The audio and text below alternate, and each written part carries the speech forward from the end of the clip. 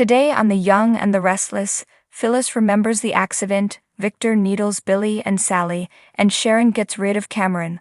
All products and services featured are independently chosen by editors. However, soaps.com may receive a commission on orders placed through its retail links, and the retailer may receive certain auditable data for accounting purposes. At the club, Adam spots Billy and Sally kissing. Victor turns to look and muses, "That's interesting." Adam asks what is interesting, the fact that they obviously came from one of their suites or the fact that they're holding hands. Victor asks if he thinks it's what it appears to be. Adam's sure of it and curses Billy out. He's sure he's using Sally to get back at him and calls him a total loser. Victor tells his son to listen to him. Billy Boy Abbott and Sally Spectra. That's a match made in hell.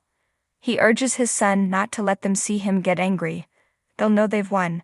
Adam calls the waiter over to send Billy and Sally a bottle of champagne from him. Victor nods, now that's well played. Esther closes the coffee shop and tells Sharon she can do the sugar. Sharon says it calms her. Esther muses, "You wouldn't want to get all worked up." She stammers on for a few minutes and then apologizes. Sharon asks if she's okay. She's alone in a room with a cold-blooded murderer.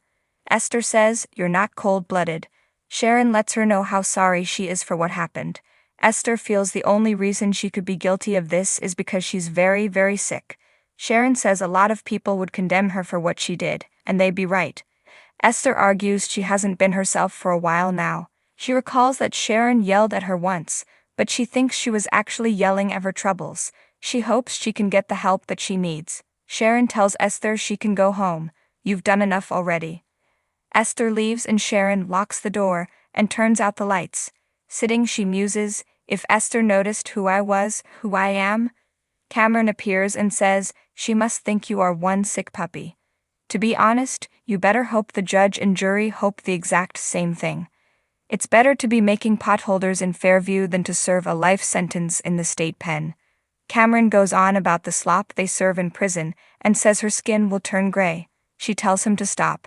Cameron continues that the sad part is her family will never really trust her again. Sharon says they love her. Cameron needs her to face reality. She's the crazy pariah who murdered a mom. Eventually they'll stop visiting and she'll die alone and forgotten. Sharon says this is not real. He is not real. They are done. Cameron asks why she keeps calling him back. "You dragged me here. Why?" Sharon says he's there so she can end this. "I don't need you anymore. Goodbye, Cameron."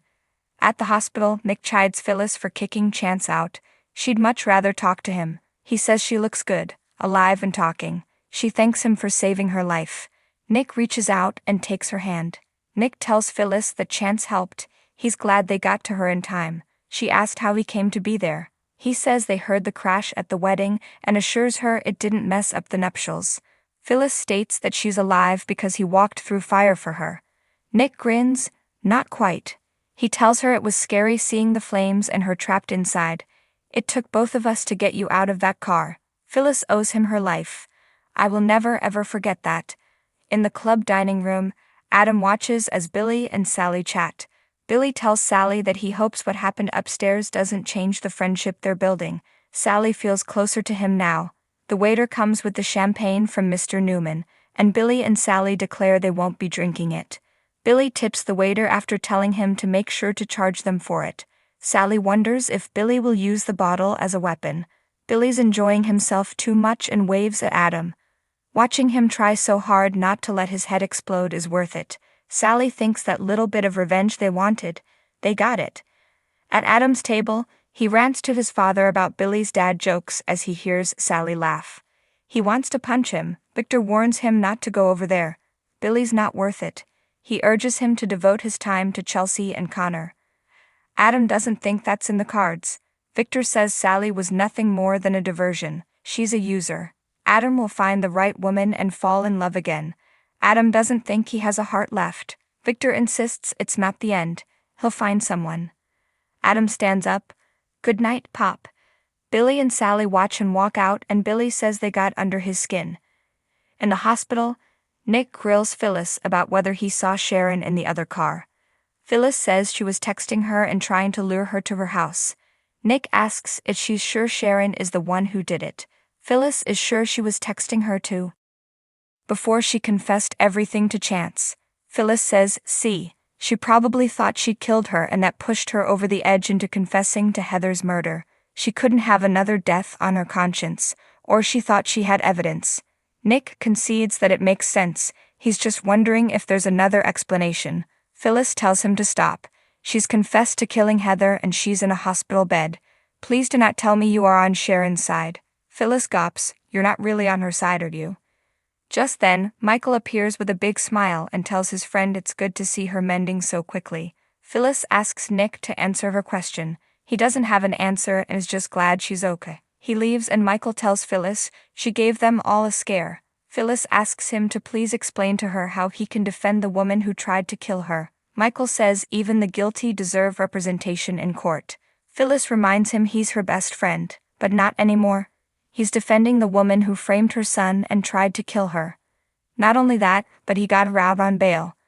Michael argues Sharon's not a threat to society. Phyllis begs to differ. She killed the love of her son's life and tried to frame him for murder. My family, what kind of friend is that? Michael's sorry she's so angry. This is who I am. This is what I do. I defend people in trouble. He reminds her she was in trouble and had someone defend her. Phyllis killed a man in self-defense. What is Sharon's excuse? Michael says she may be mentally incapacitated. At the club, Victor sidles up to Billy and Sally and says, my goodness, out of heartache comes romantic promise. Billy warns him to watch himself as they both try to get rid of him. Victor suggests she hire him at Marchetti Z, but cautions her not to give him too much power. Billy tells Victor this isn't over. Victor urges him to enjoy the champagne. He doesn't have too much to celebrate these days. After he walks off, Sally tells Billy she's sorry about that. Billy shrugs. Let the old man have his fun. If he thinks he has the upper hand, he won't see him coming. Then he will have something to celebrate. At Crimson Lights, Cameron tells Sharon she needs him more than ever. Sharon rebuts that he twists everything and now Heather is dead. Cameron says choices were made and the wrong person died. She made those choices. Sharon says she's stronger and doesn't need him anymore. It's time for him to go, for good. Forever. She squeezes her eyes shut and opens them. He's gone. A knock comes at the door. It's Adam. Sharon lets him in and points out they're closed. She says she was working late. He notes she was standing alone in the dark. He's concerned. She's out on bail for murder and must be a wreck. She's surprised he's not keeping his distance. Adam says they've been through way too much together, and he's in no position to judge. Sharon points out he was a child when he killed someone. Adam says that when he remembered as an adult, he was a mess. Only one person reached out to him. What can I do to help you? Nick joins Faith and Mariah at Society. They wonder why he's late. He says he was with Phyllis at the hospital. She's awake and going after Sharon even harder. This time it's not just Heather. Phyllis is convinced that Sharon wanted her dead. Mariah thinks it's crazy that Sharon tried to run Phyllis off the road. Her blackout may not have had anything to do with the car wreck. Nick says she saw the flames and saw him and Chance but didn't reveal herself. Faith recalls how wound up her mother was about Phyllis. She said she was going to make her back off once and for all. Mariah insists it's not Sharon. Nick tells them that Phyllis got a bunch of texts from Sharon asking her to meet her at the house to make a confession. Faith asks when it happened. Nick says around 6:00 p.m. Faith says she didn't have her phone at the time. They were at the coffee house and she'd left her phone at home. Nick states it couldn't have been her that texted Phyllis. In the hospital, Phyllis tells Michael that he can't defend Sharon. She needs to go to jail for a long time. Michael says she was having issues with her medication. Phyllis can't hear that anymore. She's been attacking her family members for months. This all goes back to Cassie's death. She's never really forgiven Daniel for it. All of this is decades of bitterness and resentment. She heaved something in anger at Heather and killed her. It's premeditated retaliation, not a psychotic break. Michael refuses to have this argument. Phyllis begs him not to take this case. Michael's heart breaks for her, but he will defend his client to the best of his ability. Phyllis doesn't think their friendship can survive this. Michael loves her and nothing will change that, but he won't back down or be intimidated into quitting. I'm sorry, In the club, Sally asks Billy what else they should toast to. He replies, "Down Victor Newman so hard he never gets up." At society, Nick asks Faith if it's possible that Sharon snuck off to text Phyllis. Faith says there was no phone and she seemed genuinely worried about where she left it. Maria feels Phyllis may be lying, or Faith has the timeline wrong. If not, Sharon is lying and had her phone and really did lure Phyllis to the ranch house. At Crimson Lights, Sharon tells Adam it's kind of him to want to help her, but she can't let him do that. Adam reminds her there's no dark road she's taken that he hasn't been down himself. Sharon points out they haven't always brought out the best in each other. Adam says the flip side is that they've also saved each other more than once. Sharon thinks it best he doesn't get involved. "This is something I need to face on my own." Adam nods. "Ok then, good luck. But I'm here if you change your mind." Once alone, Sharon gets a text from Nick. He knows it's late but wants to talk tomorrow. In the hospital, Phyllis tells Michael that Sharon deserves to go to prison. "My son and granddaughter deserve justice," but she's walking the streets of Genoa City. What are they going to do when they run into her? While he's patting himself on the back after getting her a cushy stint at Fairview, what about her family? Where's the easy out for her son and Lucy? You're doing that. You're precluding them from the peace that they need to give them justice. Oh my God, you all yourself, my friend, you are so cruel. Michael's sorry she feels that way. Phyllis had known Sharon was guilty and dangerous all these months, but you go ahead and defend her. Michael says she has no proof. Phyllis scoffs, "You're a coward."